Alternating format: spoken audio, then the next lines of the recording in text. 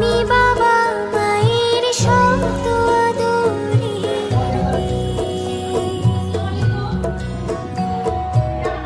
আমি বড় হই সকলের ভালোবাসা নিয়ে।